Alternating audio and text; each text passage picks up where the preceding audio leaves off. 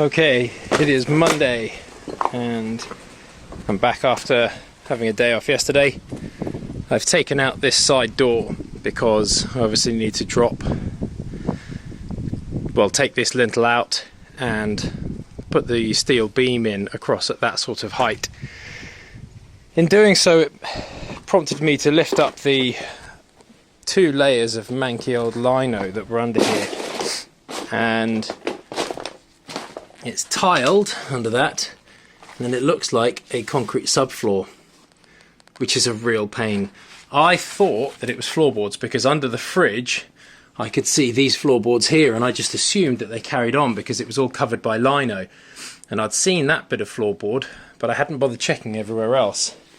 And because there's a dip in this floor like this, I just assumed that the floor joists had gone or the floorboards had gone, but actually it looks as though this kind of concrete sub-base had gone instead. So that poses a little bit of an issue for me, and one that I'm going to have to explore further, because this wasn't expected, certainly not now. You know, I thought there'd be other issues elsewhere, but not here and not at this point. So yeah, this is a bit of a pain, really. So what I've done is I've moved the fridge into the hallway temporarily, gives me access in here. The plan is actually to raise this doorway up a little bit, bring it up, and this will be the entrance into the downstairs toilet. And then I'm going to be taking this wall out here, hence the concrete beam, the steel beam going in above, and you'll go into the toilet that way. That'll be where the toilet is. There'll be a sink here, and we'll have just a little concertina door that kind of folds up against the wall in there. So that's the plan, but this has thrown a big spanner in the works. So the reason that that is an issue is mainly because it's just a heck of a lot more hassle and effort. I've got to clear all of this out now, and also I've got to put a suspended floor in here, which I wasn't really expecting to have to put in. I thought that there were joists in here already. So now I'm going to either have to get more joists or hope that I've got enough left over to be able to put floor joists in here.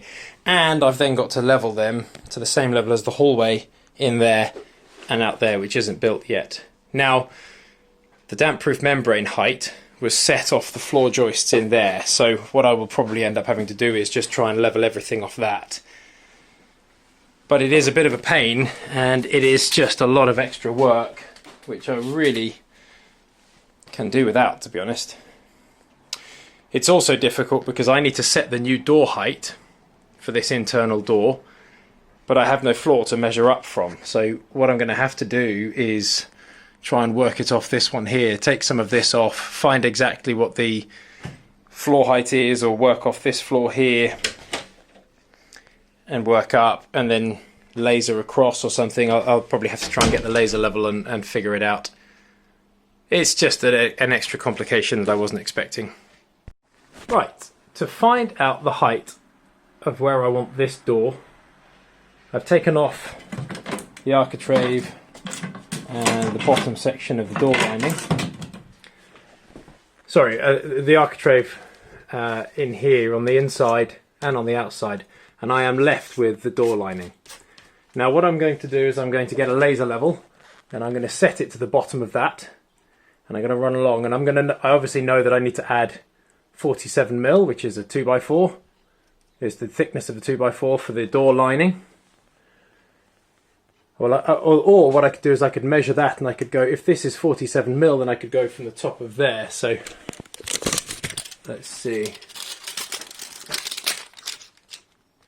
Okay, so that is 47mm. So this is a solid 2x4. So what I can do is I can set my laser level to the top of that, and that is what I know I need to have. I need the steel to be just above that, basically, so that I can attach the 2x4 to it. If the steel is lower than the top of this, then I haven't got enough space for my door lining to be the same height as this when you look across. And this door lining is going to get raised up as well at a later time, so that all the doors are the nice same height the whole way round. Right, I've set this up in here. You can actually see that this door lining is not quite level, but no problem. What I've done is I've taken it from the highest point here, so it's bang on there, even though it's just propped up on some bits and bobs. It is dead level on there, and this is giving me a line the whole way round. The other thing which is quite cool with this is I have this little thing which, if I hold it up here, you can't see the laser. Now you can see the laser. So it just kind of catches it and reflects it and everything. So even though on here it's clear, on here it's a bit faint, I can hold that up and I can see it. So that is the height. This laser line here is the lowest point that the steel can be. And this actually works out quite well, because the other point that I need to consider is the inside where the staircase is, because before, when I knocked out, as I said before, I was obviously way too high up there because of the stairs. There's the staircase going to be there. So having it lower is definitely better. So now I can start to chisel out, I can knock out, I can take these concrete lintels out, and I know where I need to set the bottom of the steel. Righty-ho, so there's a pier here for the padstone to sit on, another one here, and that is the height there. It actually works out really well in terms of the height of the steel, because it's above where the door height's going to be, and I can still put a door frame at the top or underneath the steel depending on how you look at it. Padstones are here and here, and it also allows, there's some bolts or nails coming through from that stair stringer just on top of that brick, so when I bed that in with some cement, it's going to really help hold that stair stringer in place. That little bit there is going to be coming out. Let me go up there and show you now. This is basically like a skirting board. That's going to come out. That's the step there. The steel will be sitting here, so I can put a riser in front of the steel. I can pack out the steel inside and put a riser onto it, and then the steel can effectively be the first step at this height. So from that step there over to the steel is pretty much dead level, which is really, really helpful. So the steel will sit on here, on this part of the brick. Padstone will go on here. What I'm going to do is I'm going to pack this in here, and I'm going to just wet the whole thing. This is bone dry, so any cement that I put on here right now will just get, all the moisture will get sucked out of it, and it will crack. Oh look, here's the nail that I was talking about. That's perfect for, you know, getting bedded in to a bit more cement.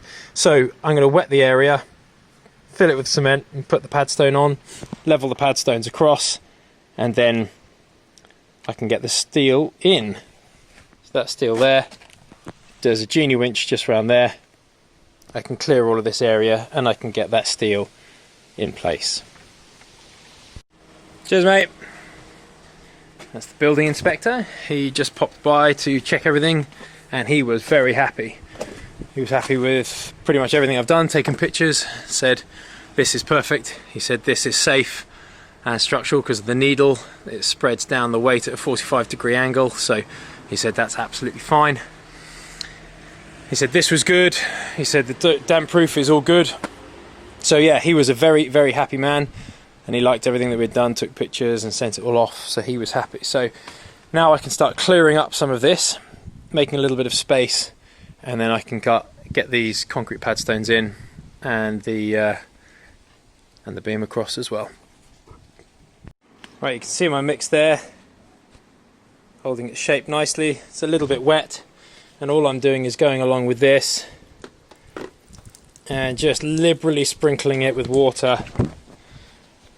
Doesn't matter too much about the inside of the building because it's all coming out anyway, but just putting a little bit of moisture there like that just stops all the moisture in there getting sucked out and drawn into the bricks, and it will just help it hold its shape a little bit better. I don't need to do that top section because there's the steel going there, but I am going to do that little bit over there. You can see just there I've set up that, and that's to catch that laser over there to make sure that I get the height perfectly over here and over there.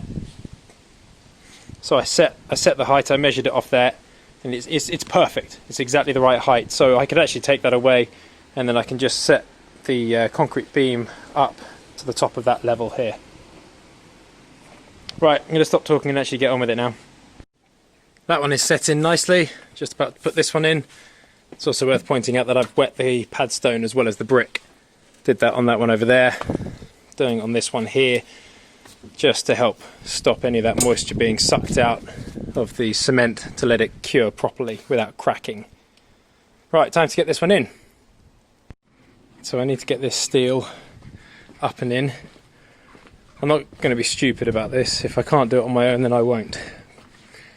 But I haven't got anyone else here, and I can't really wait around. I've asked some people, no one's got back to me yet. So, doing what the Egyptians did, rolling it across. Got the genie winch here. I'll then try and winch it up, see how close I can get. If I can get close enough to make it work, then I'll do it. If not, I'll stop and wait.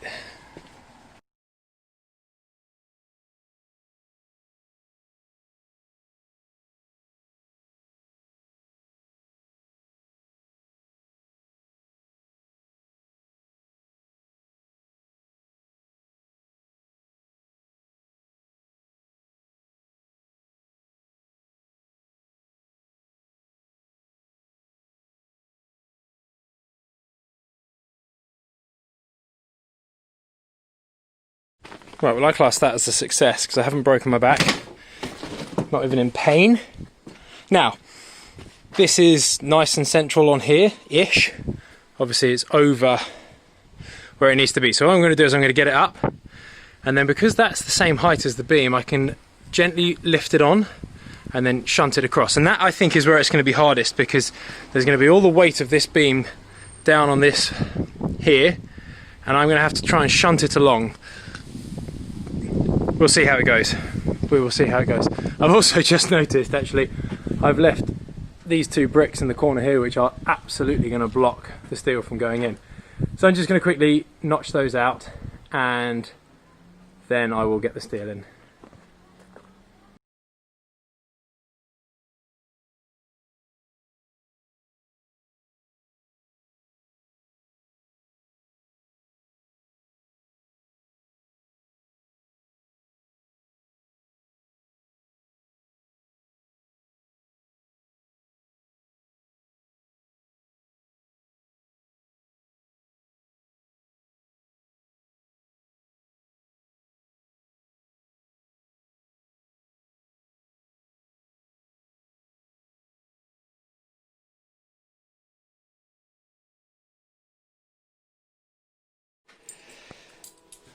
So this door came off of our garage when it was knocked down.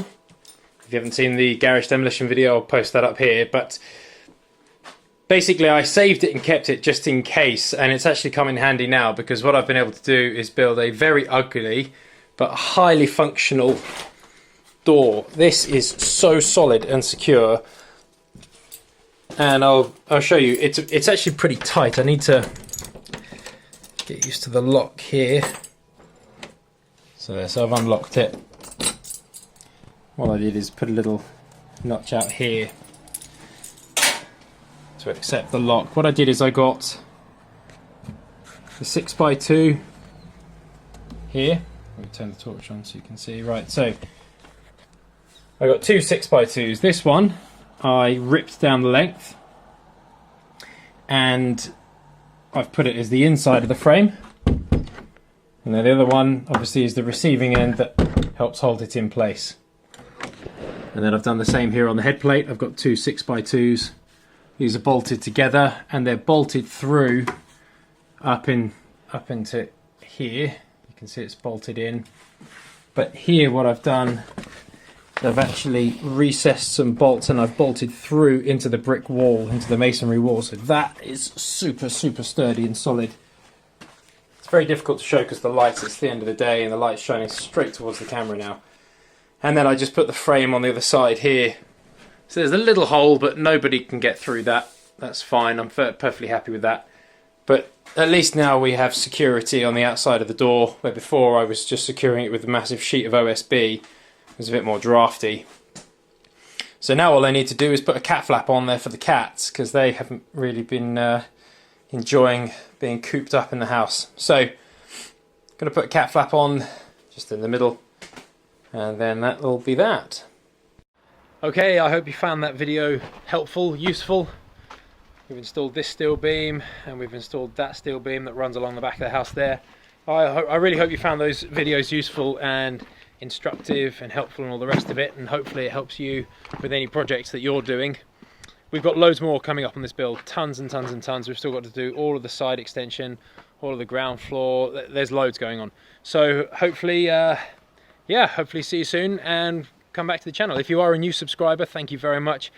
We have just tipped over 1,000 subscribers recently, so thank you very much. That's a huge milestone for me, and I really appreciate your support and all the comments that are helpful and friendly, and all the kind people that support the channel. So thank you very much, and I'll see you on the next video. Thank you.